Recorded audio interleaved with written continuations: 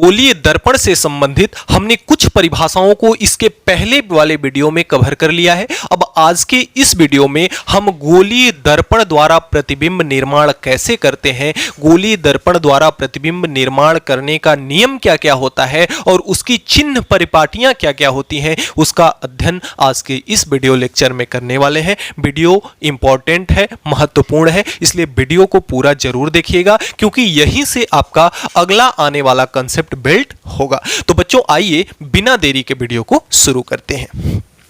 तो हमें यह पढ़ना है कि गोलीय दर्पण द्वारा प्रतिबिंब निर्माण कैसे किया जाता है। तो देखिए हमें गोलीय दर्पण द्वारा प्रतिबिंब का निर्माण करना है। तो अगर मैं आपको एक दर्पण इस प्रकार से बनाऊं तो आप इसे कमेंट बॉक्स में कमेंट करके लिखेंगे कि यह कौन सा दर्पण है आपका जो बना हुआ है, क्योंकि दर्पण की परिभाषा मैंने कल एकदम लॉजिकली आपको बताया हुआ है। तो इस दर्पण को आप कमेंट बॉक्स में लिखेंगे कि कौन सा दर्पण है यह।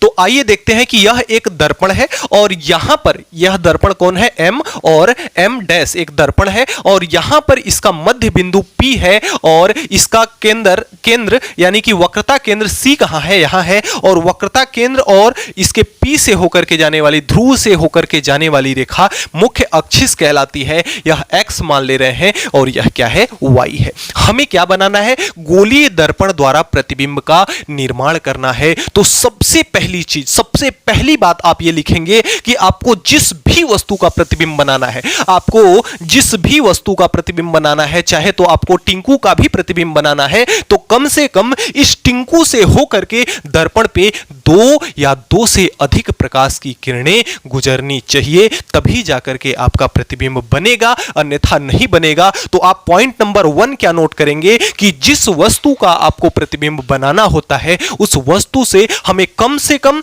2 या 2 से अधिक प्रकाश की किरणों को उससे होकर के गुजारना होता है। पहली बात।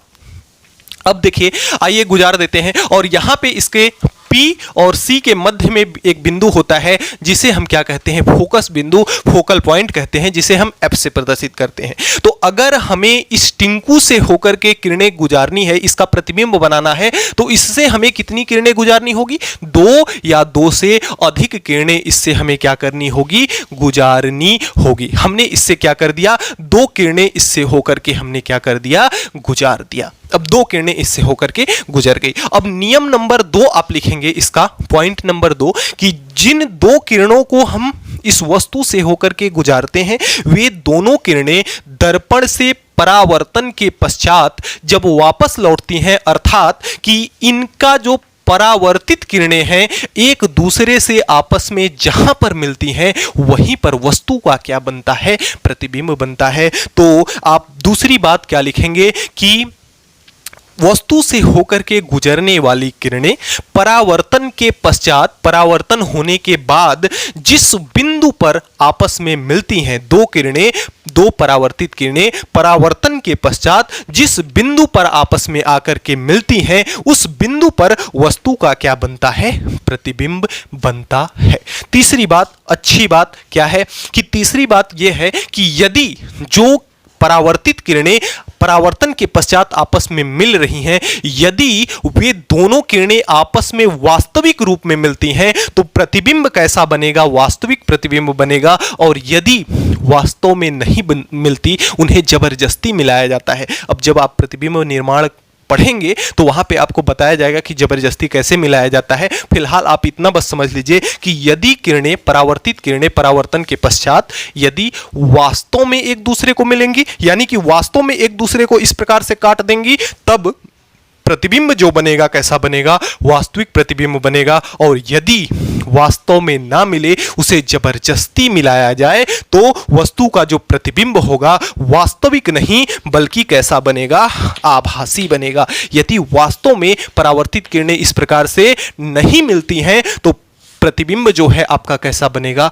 आभासी बनेगा। और इसी में नंबर 4 पॉइंट आप लिख लीजिए कि जब वस्तु का प्रतिबिंब आभासी बनता है तो आभासी प्रतिबिंब हमेशा कैसा बनता है, आपका सीधा बनता है। और यही प्रतिबिंब आभासी न होकर के अगर क्या बने, आपका वास्तविक प्रतिबिंब बने, तो जो वास्तविक प्रतिबिंब बनता है वह हमेशा कैसा बनता है, उल्टा प्रतिबिंब बनता है। तो इतनी बात आप याद रखेंगे कि यदि आपका प्रतिबिंब आभासी बनेगा तो सदैव हमेशा कैसा होगा, सीधा होगा, और यदि आपका प्रतिबिंब वास्तविक बनेगा तो आपका सदैव प्रतिबिंब कैसा होगा, उल्टा होगा। इतनी बातों को, ये 4 पॉइंट जो हमने बताया, इन बातों को आप बिल्कुल ध्यान में रखेंगे, तब जाकर के आप किसी भी दर्पण से जाकर के प्रतिबिंब का निर्माण कर सकते हैं। और इन्हीं चारों नियमों के आधार पर जब अभी अगले आने वाली स्लाइड में मैं जब बताऊंगा प्रतिबिंब निर्माण, तो इन चारों बातों को याद रखना आपको बहुत जरूरी है। अब आइए हम थोड़ा सा समझ लेते हैं कि आपका इस जो आपकी किरणें हैं जब परावर्तित होती हैं तो इन किरणों के परावर्तन का नियम यहाँ पे क्या है। हालांकि परावर्तन का नियम तो वही रहता है, लेकिन हम थोड़ा सा आइए ये देख लेते हैं कि जब किरणें जाती हैं तो कहाँ कहाँ से होकर के गुजरती। जो अगले क्रम में आइए हम समझते हैं कि गोलीय दर्पण द्वारा जो हम प्रतिबिंब निर्माण करते हैं, उन प्रतिबिंब निर्माण का नियम क्या क्या है। यहाँ पे हमने दोनों दर्पण आपका बना लिया है। यह आपके उत्तल यानी कि उभरे हुए भाग में पॉलिश किया गया है, इसलिए यह कौन सा, सॉरी अवतल यानी कि उभरे हुए भाग में पॉलिश किया गया है, इसलिए यह कौन सा है, आपका अवतल दर्पण है। और इसमें आपका धंसे हुए भाग में यानी कि उत्तल भाग में पॉलिश किया गया है, इसलिए यह कौन सा दर्पण है, आपका उत्तल दर्पण है। अब आइए देखते हैं कि इसके प्रतिबिंब निर्माण का नियम क्या क्या है। अगर हम इस दर्पण की बात करें तो जो पहला नियम इसमें लिखेंगे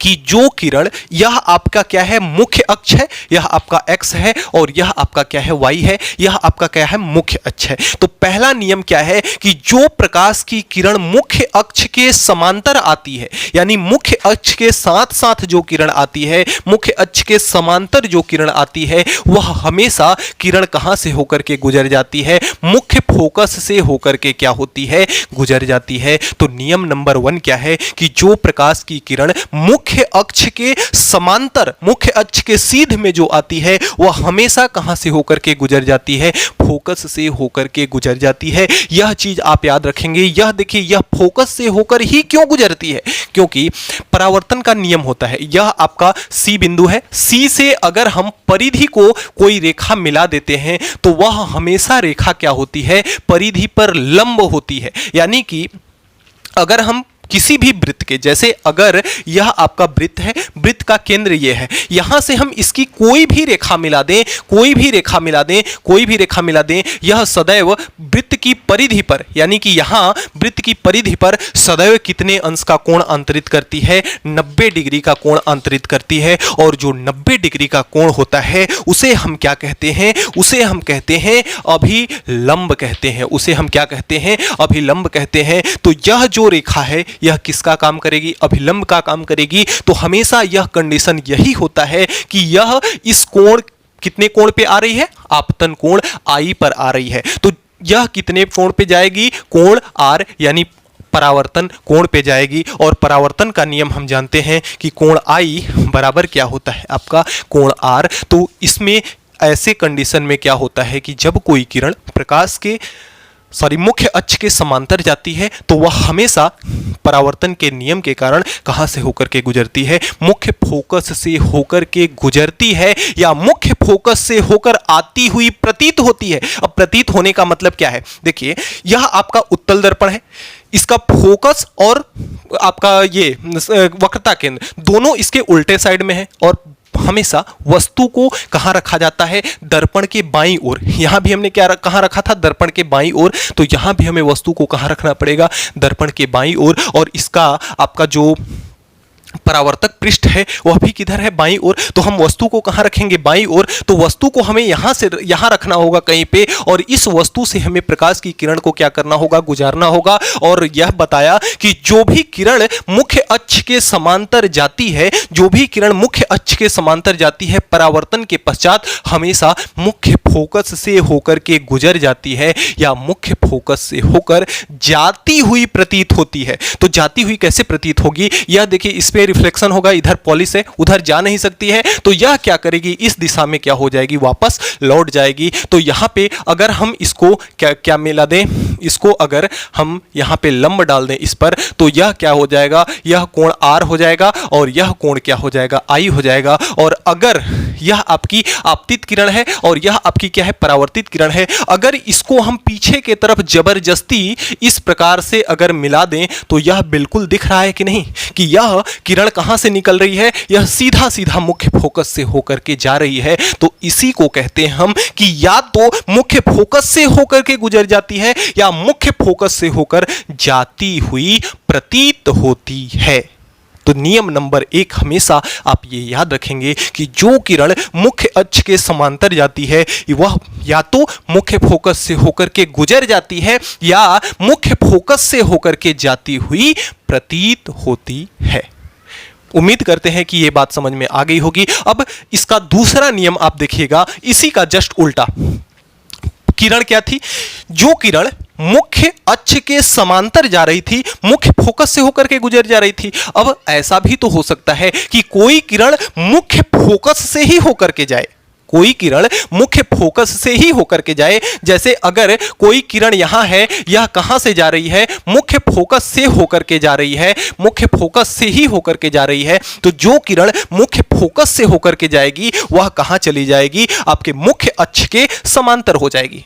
आपको समझ में अगर नहीं आ रहा है तो मैं इस चीज को मिटा करके फिर से आपको बता रहा हूं ताकि आपको बेहतर समझ में आ सके। तो देखिए, पहले में हमने क्या जाना, पहले में हमने ये जाना कि जो किरण मुख्य अक्ष के समांतर आ रही है, मुख्य फोकस से होकर के गुजर जा रही है। अब दूसरे क्रम में इसका जस्ट उल्टा कर दें कि कोई किरण ऐसे आ रही है कि मुख्य फोकस से ही होकर के गुजर रही है और इस दर्पण पे, अवतल दर्पण पे क्या हो रही है, आपतित हो रही है, यानी यह मुख्य फोकस से होकर के जा रही है। तो जो किरण मुख्य अक्ष के समांतर आ रही थी वह मुख्य फोकस से होकर के गुजर रही थी। तो इसका उल्टा, जो किरण मुख्य फोकस से होकर के आ रही है, परावर्तन के पश्चात मुख्य अक्ष के कहां चली जाएगी, मुख्य अक्ष के समांतर चली जाएगी। क्योंकि इसको अगर हम इस C से मिला दें तो इस प्रकार से इस पर एक लंब होगा, तो यह कोण आपतन कोण के भी आपतित किरण के बीच में है तो कोण I हो जाएगा, और यह कोण परावर्तित किरण के बीच में है तो कोण क्या हो जाएगा, R। और परावर्तन के नियम से कोण R बराबर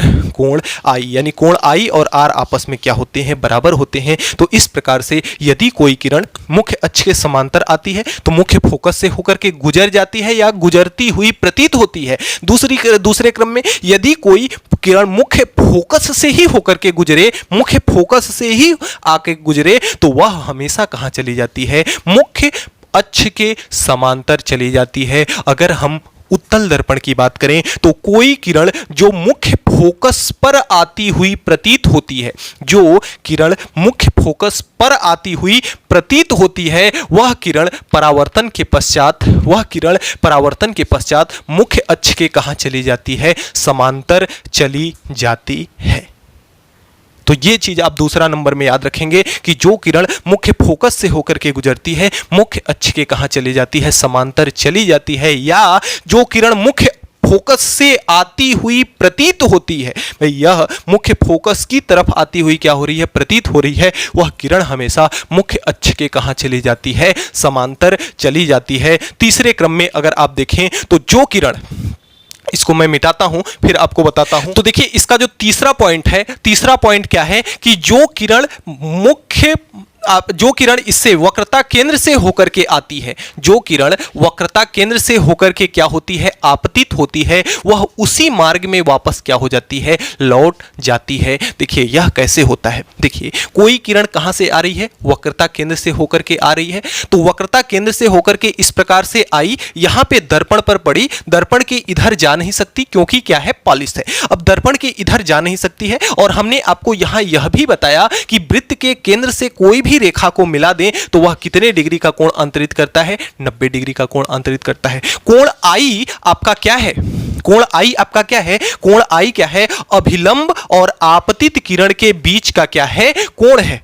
अभिलंब और आपतित किरण के बीच का कोण I है, और कोण R क्या है, परावर्तित किरण और अभिलंब के बीच का कोण क्या है? कोण आपका R है। तो यहां पर अगर आप देखें तो जो किरण आ रही है उसे हम क्या कहते हैं? आपतित किरण। और चूंकि यह 90 अंश का कोण भी 90 अंश का कोण भी इस पर ड्रा कर रही है, इसलिए यह क्या हो जाएगी? आपकी अभिलंब भी हो जाएगी। तो आपतित किरण और अभिलंब दोनों का कार्य यह कर रही है, और आपतित किरण और अभिलंब के बीच के कोण को हम क्या कहते हैं? कोण I कहते हैं। और कोण I का मान यहां पे कितना है? 0 है, क्योंकि जो आपका अभिलंब है वही आपकी आपतित किरण भी है। तो इन दोनों के मध्य, इन दोनों के बीच का कोण कितना है? 0 है। तो जो किरण 0 अंश पे आ रही है वह किरण 0 अंश पर जाएगी भी, क्योंकि आपका परावर्तन का नियम कहता है कि जो किरण जितने अंश पर आती है उतने ही अंश पर परावर्तन के पश्चात वापस लौट जाती है। तो चूंकि 0 पर आई थी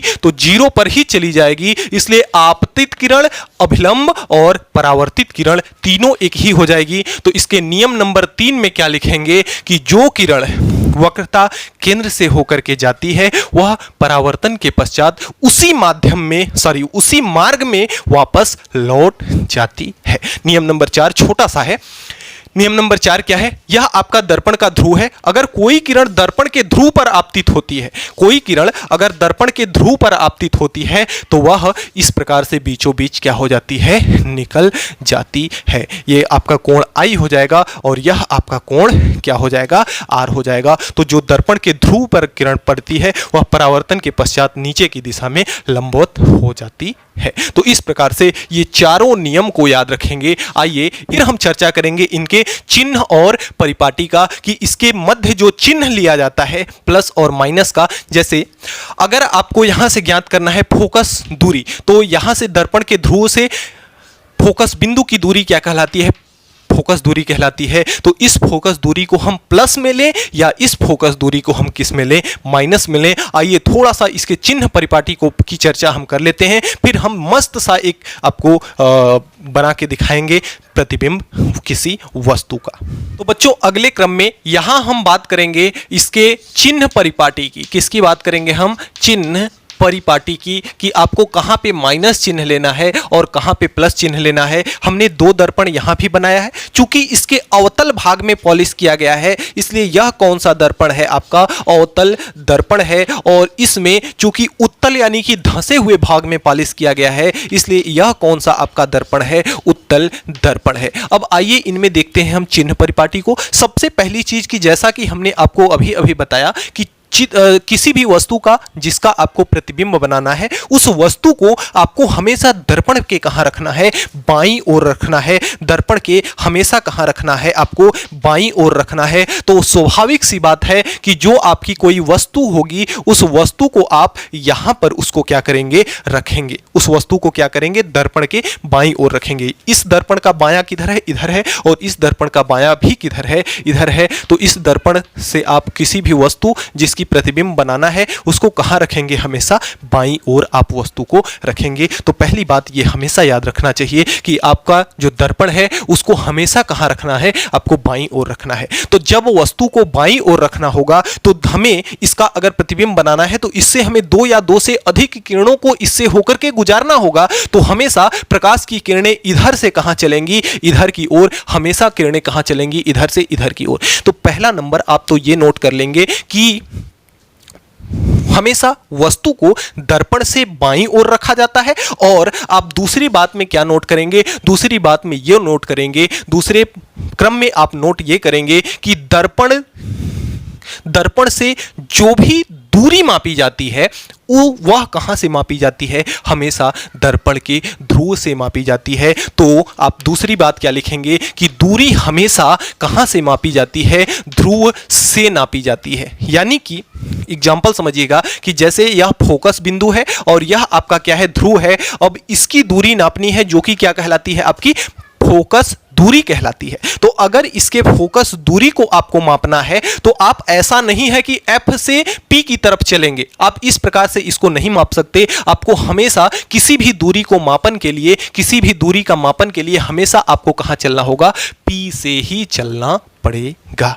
हमेशा आपको P से ही चलना पड़ेगा। तो दूसरे पॉइंट में आप ये नोट करेंगे कि दूरी को हमेशा कहां से हम मापते हैं, दर्पण के ध्रुव से मापते हैं। अब तीसरी बात आप क्या नोट करेंगे, तीसरी बात ये नोट करेंगे कि यदि कोई दूरी आप प्रकाश की दिशा में माप रहे हैं, प्रकाश कहां चल रहा है, प्रकाश इधर से इधर जा रहा है, ये कहां है, बायां है, यह कहां है आपका बायां है, और यह कहां है आपका दायां है। तो प्रकाश हमेशा कहां चल रहा है, बाएं से दाएं चल रहा है। प्रकाश हमेशा बाएं से कहां जा रहा है, दाएं जा रहा है। यानी कि अगर इसकी हम फोकस दूरी की बात करें, इसके अगर हम फोकस दूरी की बात करें तो यहां से प्रकाश बाएं से दाएं जा रहा है। और यदि तीसरे पॉइंट में एकदम इंपॉर्टेंट है, नोट कीजिएगा कि कोई भी दूरी अगर प्रकाश के दिशा में मापी जा रही है, प्रकाश जिस दिशा में चल रहा है, बाएं से दाएं चल रहा है, अगर जो दूरी आप बाएं से दाएं चल रहे हैं तो बाएं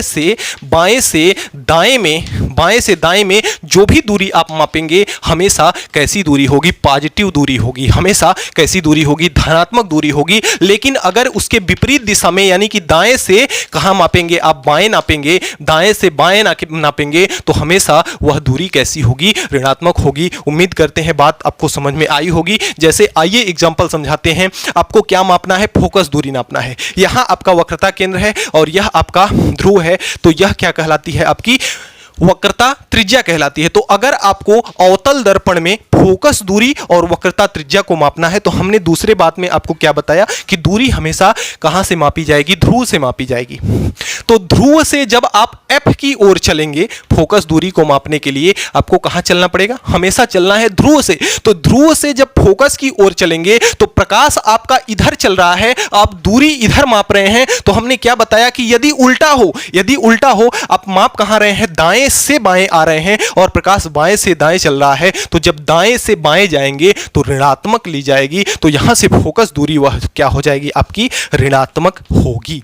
यानी अवतल दर्पण की फोकस दूरी हमेशा किस में ली जाएगी, आपकी ऋणात्मक ली जाएगी, क्योंकि प्रकाश की दिशा इधर है, आप दूरी को इधर माप रहे हैं, इसलिए यह कैसी होगी, ऋणात्मक। अगर वक्रता त्रिज्या की बात करें तो इसका पीक इधर है, ध्रुव यहाँ है, आपको सेंटर के तरफ आना है, केंद्र के तरफ आना है, वक्रता केंद्र के तरफ आना है, तो आपको दाएं से, इधर दायां है, इधर बायां है, तो दाएं से बाएं आना पड़ेगा। और प्रकाश बाएं से दाएं चल रहा है तो प्रकाश के दिशा के विपरीत जा रहे हैं। तो प्रकाश के दिशा के विपरीत यानी कि दाएं से बाएं जाने हैं, प्रकाश बाएं से दाएं चल रहा है, और जब हम दाएं से बाएं आते हैं तो हमेशा ऋणात्मक ली जाती है। तो यहां भी वक्रता त्रिज्या कैसी होगी, आपकी ऋणात्मक होगी। उम्मीद करते हैं बात समझ में आ गई होगी। अब आइए चलते हैं इस पे। तो यहां पे भी प्रकाश आपका कहां चलेगा, आपका बाएं से दाएं।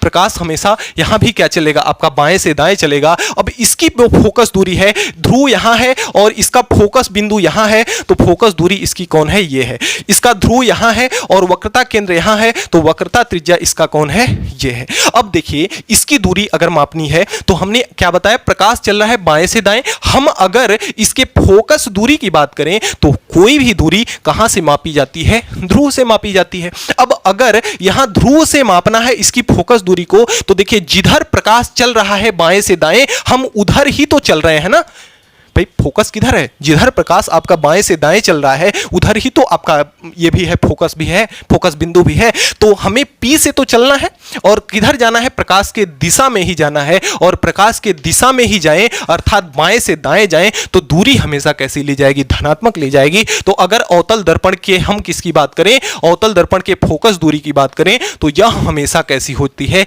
पॉजिटिव होती है। अगर इसके वक्रता त्रिज्या की बात करें तो वक्रता त्रिज्या भी आपका P कहाँ है, ध्रुव किधर है, यहाँ है। ध्रुव से कहाँ जाना है, प्रकाश के दिशा में ही जाना है। और अगर हम प्रकाश के दिशा में जाते हैं तो जो भी दूरी हम मापते हैं वह कैसी आती है, आपकी धनात्मक आती है। अब उम्मीद करते हैं कि आपको बिल्कुल पूरी तरह से समझ में आ गया होगा कि प्रकाश जिधर से चलता है अगर हम उसी दिशा में जाते हैं तो उस दूरी को हम धनात्मक लेते हैं। और यदि प्रकाश के विपरीत दिशा में चलते हैं, प्रकाश के विपरीत दिशा में अगर हम दूरी को मापते हैं तो हमेशा दूरी कैसी होती है, आपकी ऋणात्मक होती है। एक चीज और, हमने ये समझ लिया कि प्रकाश जिधर चलेगा उधर चलकर अगर दूरी मापेंगे तो धनात्मक, और प्रकाश जिधर चल रहा है उसके अगर उल्टा दिशा से हम नापेंगे दूरी तो दूरी कैसी होगी, ऋणात्मक। और एक आंख मूंद करके यह भी नोट कर लीजिए कि यदि किसी प्रतिबिंब की लंबाई मापनी हो और मुख्य अक्ष के ऊपर की तरफ जाएंगे तो आप कैसी दूरी मापेंगे, पॉजिटिव मापेंगे, और मुख्य अक्ष के नीचे आएंगे अगर तो दूरी कैसी होगी, ऋणात्मक होगी। तो नंबर 4 में भी आप ये लिख लेंगे कि यदि मुख्य अक्ष के ऊपर जाकर के हम दूरी ऊंचाई मापते हैं तो वह ऊंचाई कैसी होती है, धनात्मक होती है। और यदि मुख्य अक्ष के नीचे आकर के कोई दूरी मापनी होती है तो वह दूरी हमेशा कैसी होती है, नेगेटिव होती है। कैसी होती है, नेगेटिव होती है। तो इतनी बातों को आप बिल्कुल याद रखेंगे। तो बच्चों अगले क्रम में आइए मैं एक दर्पण से, आपको गोलीय दर्पण से एक प्रतिबिंब निर्माण करके दिखाता हूं, ताकि जो चीजें अभी आपने पढ़ा उन चीजों का आपका एक क्या हो सके, एक्सरसाइज यानी कि अभ्यास हो सके। तो यह दर्पण आपका कैसा है, यह दर्पण आपका अवतल है। तो अवतल दर्पण से किस प्रकार का प्रतिबिंब बनता है, आइए हम उस प्रतिबिंब को देखते हैं। हमने कंडीशन क्या रखा है, हमने कंडीशन ये रखा है कि जब यदि वस्तु कहां रखी हो, अनंत पर रखी हो, यानी कि हमेशा वस्तु कहां रखी जाएगी, दर्पण के बाईं ओर। तो दर्पण के बाईं ओर कहीं पे कोई वस्तु है जो कि कहां है, अनंत पर है। हमें कोई पता नहीं है कि वस्तु कहां है। तो अगर अनंत पे होगी तो भी हमें उस वस्तु से होकर के कम से कम कितनी किरणें गुजारनी होगी, 2 या 2 से अधिक किरणों को क्या करना होगा, उनसे गुजारना पड़ेगा। तो अगर हम इससे क्या करते हैं, किरणों को गुजारते हैं, तो एक किरण हमने क्या कर दिया, यहां से होकर के गुजार दिया, जो कि कहां गई,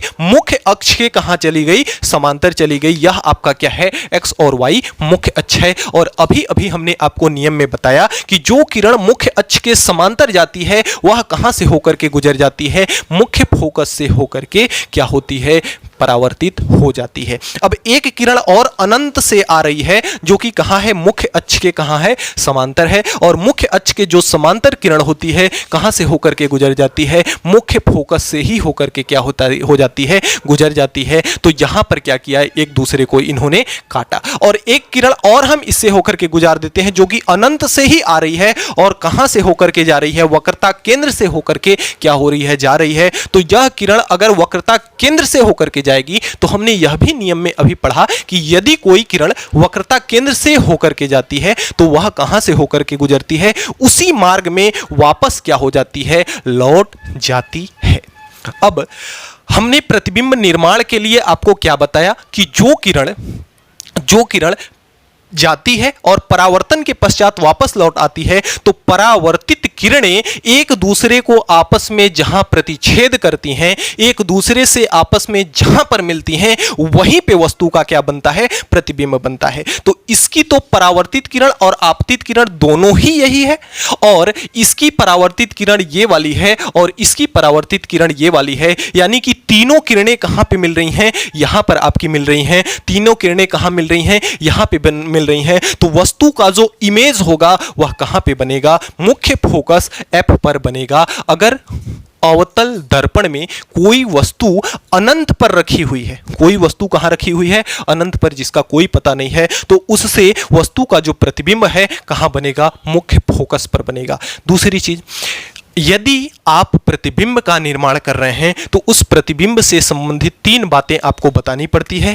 क्या, प्रतिबिंब की स्थिति, क्या बतानी पड़ती है, प्रतिबिंब की स्थिति, प्रतिबिंब की प्रकृति और प्रतिबिंब की प्रकृति और प्रतिबिंब का आकार, ये 3 चीजें आपको बतानी पड़ती है। तो अगर इस प्रतिबिंब की बात करें तो स्थिति का मतलब प्रतिबिंब कहां पर बन रहा है, तो प्रतिबिंब कहां पर बन रहा है, मुख्य फोकस पर बन रहा है। तो स्थिति इसकी क्या है, मुख्य फोकस पर। स्थिति इसकी क्या है, मुख्य फोकस पर। तो प्रतिबिंब कहां बन रहा है, आपका मुख्य फोकस। प्रकृति, किरणें अगर वास्तव में मिल रही हैं, हमने आपको बताया यह भी कि यदि किरणें, 2 परावर्तित किरणें वास्तव में आपस में मिलती हैं तो प्रतिबिंब की प्रतिबिंब की प्रकृति कैसी होती है, वास्तविक होती है। प्रतिबिंब की प्रकृति कैसी होती है, वास्तविक होती है। और एक चीज हमने यह भी आपको बताया कि यदि प्रतिबिंब की प्रकृति वास्तविक होगी तो प्रतिबिंब हमेशा क्या बनेगा, आपका उल्टा ही बनेगा। और यदि आभासी यही होता तो आभासी में क्या बनता, सीधा होता। अब अगर हम बात करें प्रतिबिंब के आकार की, तो आप भी यहां पे देख पा रहे हैं कि प्रतिबिंब का आकार कैसा बन रहा है, बिल्कुल बिंदु के आकार का। तो यहां पे आप क्या लिख लेंगे प्रतिबिंब का आकार में, बिंदु के आकार का। प्रतिबिंब आपका कैसा बन रहा है, बिल्कुल बिंदु के आकार का बन रहा है। तो बच्चों इस प्रकार से हम किसी भी दर्पण द्वारा प्रतिबिंब बना सकते हैं। अगली वीडियो जो हमारी आएगी उसमें पूर्णतः आपको प्रतिबिंब निर्माण पूरी तरह से बताया जाएगा कि प्रतिबिंब निर्माण के लिए क्या क्या कंडीशन हो सकते हैं। फिलहाल आप इस वीडियो में बताए गए नियमों को याद रखेंगे, क्योंकि यह वीडियो एकदम इंपॉर्टेंट है। यदि आप इस वीडियो को पूरा अगर नहीं देखे हैं तो प्रतिबिंब के निर्माण में आपको या और भी डेरिवेशन सूत्र की उत्पत्ति करने में आपको आगे आने वाले में दिक्कत होने वाली है। इसलिए यह वीडियो जो है एकदम इस पाठ का, ये समझ लीजिए धड़कता हुआ दिल है। तो इस वीडियो को पूरा जरूर दिल से देखें, क्योंकि मैं इस वीडियो में बिल्कुल पूरा एकदम दिल से आपको समझाने का प्रयास किया हूं। तो एक राय अपनी जरूर कमेंट बॉक्स में लिखें कि यह वीडियो आपको कैसी लगी। तो बच्चों मिलते हैं नेक्स्ट वीडियो में नेक्स्ट टॉपिक के साथ नेक्स्ट डे। तब तक के लिए गुड बाय।